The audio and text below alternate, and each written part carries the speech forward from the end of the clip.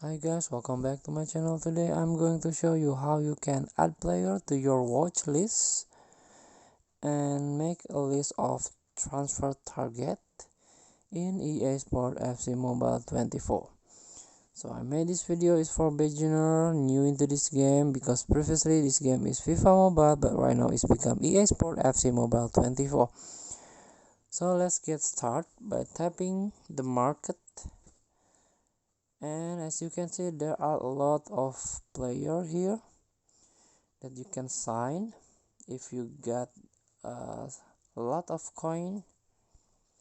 But if you have a plan to sign a player, you can make a short list.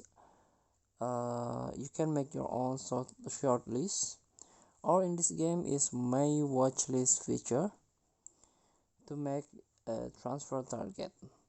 For example, you want this player Harry Kane, just slide this switch on this watch player and it's added to your market